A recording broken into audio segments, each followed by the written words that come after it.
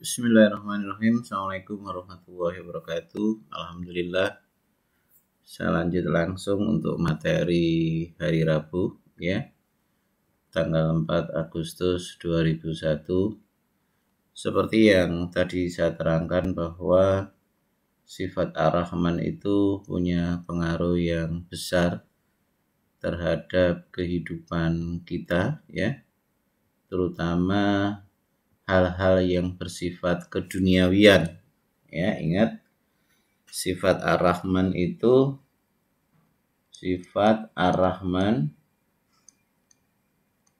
banyak berhubungan dengan sifat atau keperluan manusia di dunia. Nah, ini kita harus memiliki sifat itu ya. Lalu tadi sudah saya sampaikan bahwa sifat Ar-Rahman di dalam kolbu itu akan menjadikan ini kolbu ya, kolbu yang hidup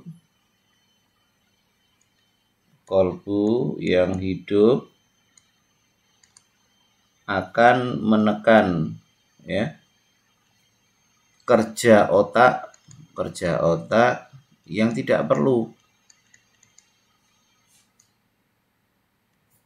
Lalu mencoba untuk mengaktifkan otak untuk bekerja yang diperlukan saja.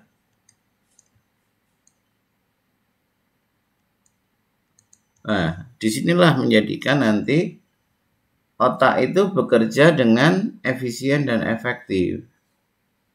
Sehingga perintah kepada jaringan ya, yang memerintahkan sistem di tubuh itu kan otak secara mekanis ya, atau secara sunatullah ya.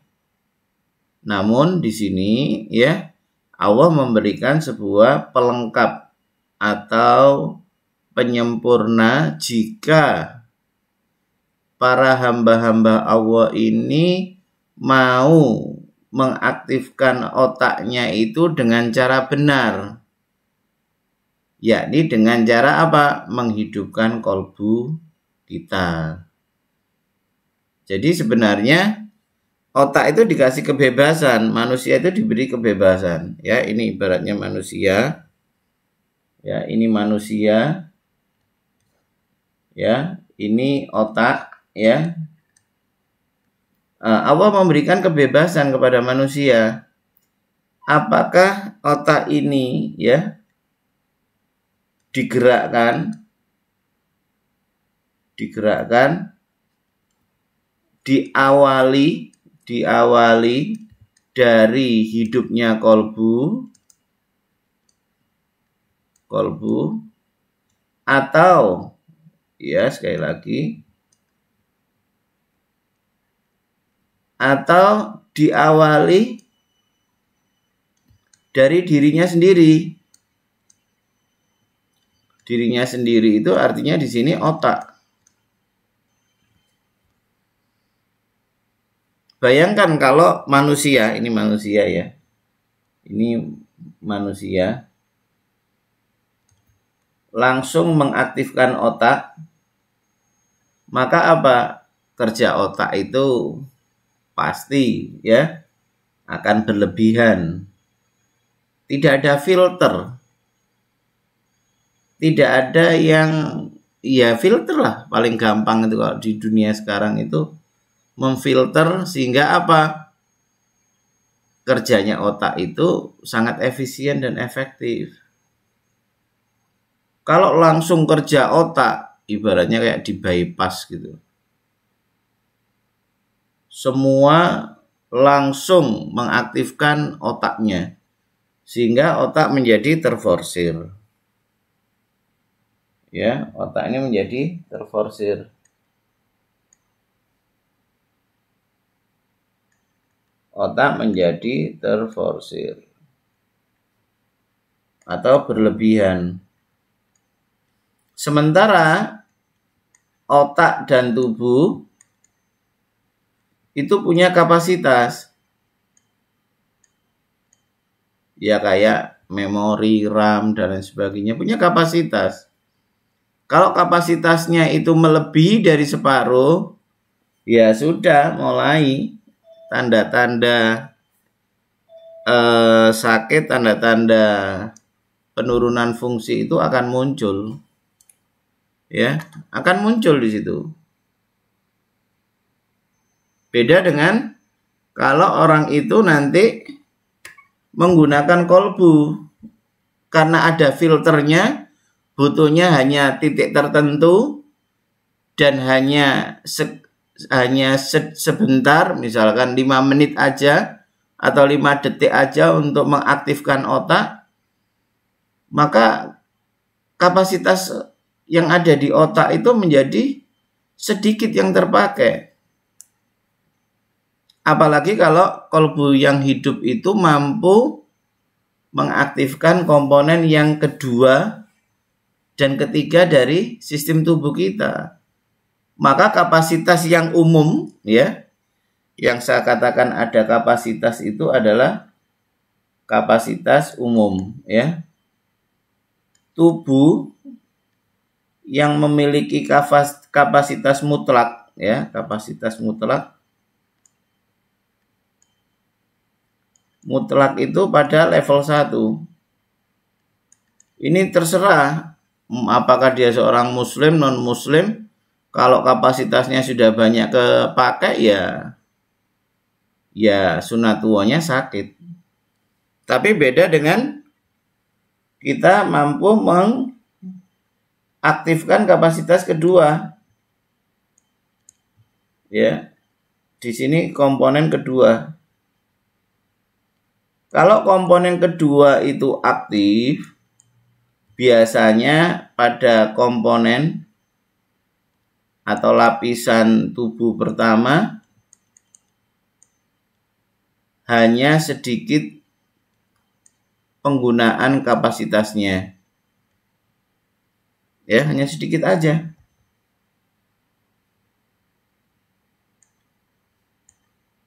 Penggunaan kapasitasnya sedikit, apalagi mampu untuk mengaktifkan komponen ketiga atau lapisan ketiga. Maka ya, ibaratnya jatah komponen 1 itu, ya, jatah komponen 1 itu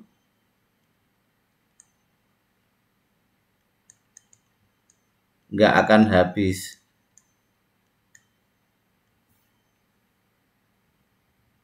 Nggak akan habis ini. Ya, nggak akan habis. Karena apa? Ia, ya, diaktifkan dengan kapasitas unlimited. Nah, jadi kalau orang itu mampu untuk mengaktifkan komponen yang ketiga, maka komponen yang ketiga itu mampu memenuhi kebutuhan daripada manusia itu, kebutuhan apapun termasuk kesehatan,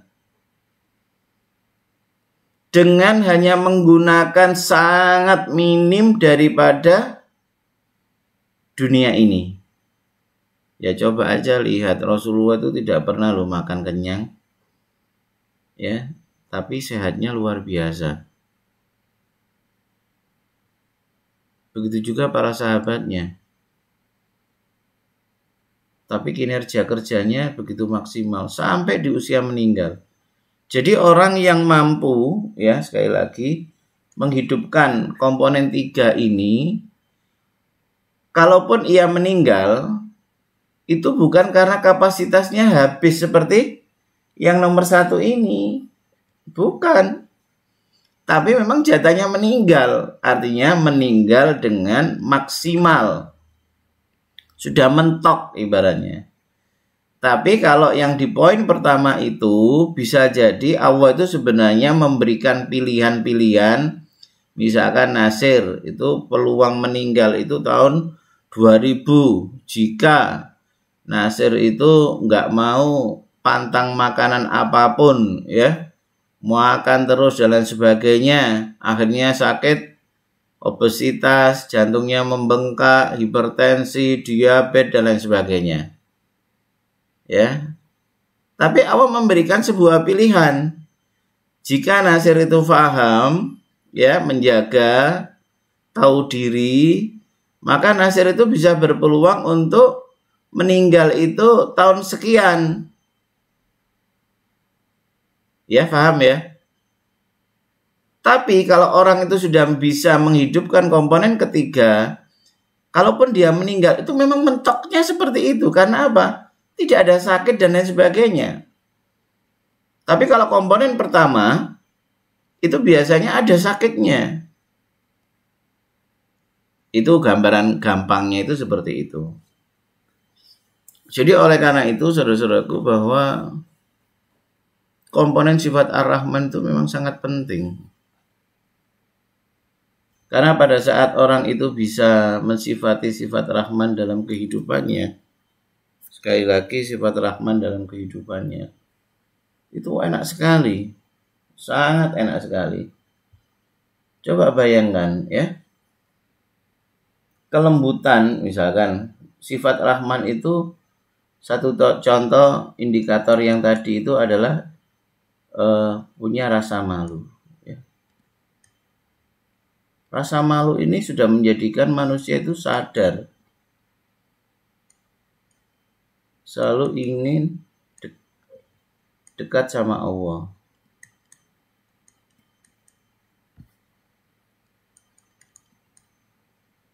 Ya, artinya apa? Rasa malu ini sudah menjadikan orang tuh jadi baik. Malu dengan Allah, malu ya. Dulu saya aja minta-minta sama Allah, punya istri, punya suami, si dia. Masa sekarang saya mau ngata-ngatai yang gak benar, mau komplain, mau apa ya, gak mau memaafkan, gak mau memberi kesempatan. Ya. Padahal komponen rasa malu itu banyak kemarin. Ya. Berkata yang lembut dan lain sebagainya. Belum lagi selalu ingin dekat sama Allah. Mau melakukan apa ingat sama Allah. Iya ya. Kalau saya melakukan seperti ini gimana ya? Ya artinya apa? Orang itu dengan komponen sifat Ar-Rahman dalam kolbu ini sudah menjadikan orang itu seolah-olah anteng, tenang, cukup dengan keberadaan Allah dan apa saja yang ada di hadapannya. Ada istri bisa nikmati, ada anak bisa nikmati, punya makanan ini bisa nikmati, ada teman bisa menikmati tanpa harus bingung mencari. Ya. Karena apa? Semuanya sudah nikmat. Gak ada ceritanya mencari hiburan ke sana kemari, dolan, ini, game dan lain sebagainya. Bukan berarti nggak boleh ya, tapi kalau kita itu masih terhibur dengan hal-hal seperti itu, ya berarti kolbu kita itu belum bisa muncul minimal sifat Ar-Rahman itu, merasa berkecukupan dengan yang ada. Ya, nggak ada loh para orang-orang hebat dulu itu sahabat, ya nggak usah bahas Rasulullah ya karena terlalu hebat ya. Sahabat aja lah yang itu manusia seperti kita ya, tanpa wahyu, tanpa perlindungan, tanpa bimbingan ya dari Allah dengan malaikat, itu aja nggak ada loh ya. Kebutuhan lain selain apa? Karena ibadahnya itu sudah membuat dia cukup. Dengan rumah tangganya itu membuat ia itu sudah puas dengan kehidupan ini. Bayangkan, wanita soleha itu perhiasan terbaik di dunia ini. Kita melihat keindahan keindahan dunia ini kan sesuatu indah, bagian dari keindahan. Dan Allah mengatakan istri soleha itu adalah kesempurnaan dari keindahan yang ada di muka bumi ini. Nah, kalau kita sudah ngedep dengan istri yang soleha, dengan suami yang soleh, karena di situ banyak keindahan, ya. Lalu kita perlu kemana lagi gitu loh. Cuman kita perlu satu aja, yakni apa? Ke Allah. Makanya perjalanan orang-orang dulu itu hanya ibadah, keluarga, lalu ngurusi agama Allah. Ya, nggak ada lainnya. Jadi sekali lagi bahwa ayo kita munculkan sifat Ar-Rahman itu, salah satu indikatornya itu sehat. Kalau kita belum sehat itu berarti, maaf, satu contoh, kita kadang-kadang masih emosi sama pasangan kita, sama anak kita. Kita masih sering ngomong kasar sama pasangan kita. Iya, kembali lagi ke indikator yang 1, 2 dulu. 1, 2 bisa tercapai, sehat itu tercapai. Nah, cuman masalahnya apakah orang itu mau insaf, mau sadar dengan kondisi seperti ini. Paham ya? Jadi kalau kita itu menyadari kondisi kita itu belum mampu, kita kembali lagi sekali lagi ke poin pertama. Kita taubat sama Allah. Minimal 1 aja lah, ya. Bagian dari rasa malu itu adalah selalu memaafkan, selalu berkata lembut dan memaafkan orang yang ada di sekitar kita. Ya. Selalu lembut dan selalu memaafkan semua kekhilafan tanpa perlu kita marah, tanpa perlu kita jengkel, apalagi maaf dendam. Jangan, ya. Sekali lagi jangan. Kalau kita belum mampu seperti itu, ya kita terus berdoa sama Allah.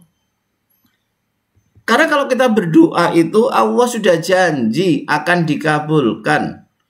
Kalau kita mohon ampun, Allah berjanji akan diampuni. Kalau misalkan kita berdoa, kita bertobat, belum dimunculkan kelembutan itu, keikhlasan dalam menjalankan hidup itu, ya berarti kita masih belum maksimal.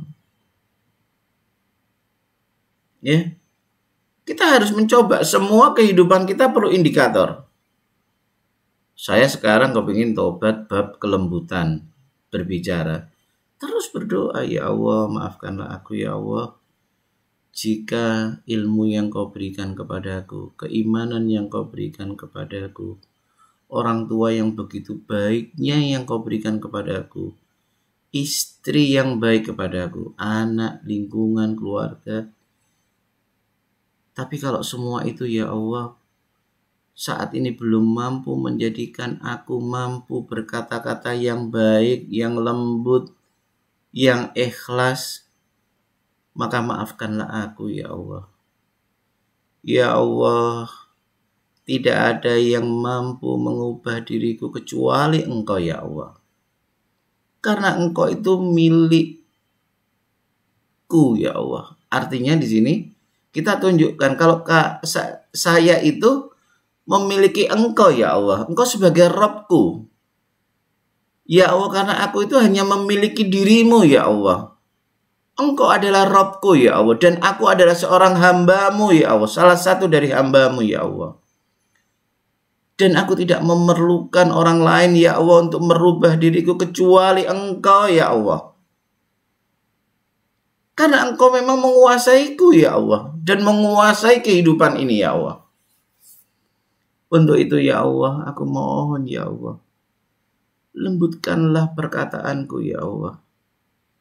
Yang itu muncul dari lembutnya kolbuku ya Allah. Kelembutan kolbu yang tercermin dalam perilakuku ya Allah. Terutama di dalam aku berbicara terhadap orang tuaku, terhadap pasanganku, terhadap anakku. Ya Allah, aku berharap ya Allah, kelembutan itu adalah cermin dari cintaku, keinginan cintaku kepadamu ya Allah. Dan menjadikan syiarku akan kelembutanmu ya Allah, kecintaanmu kepada hamba-hambamu ya Allah. Ya, masih banyak lagi di situ.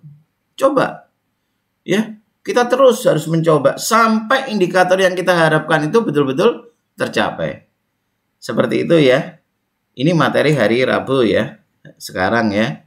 Dan maaf agak terlambat. Terima kasih. Wassalamualaikum warahmatullahi wabarakatuh.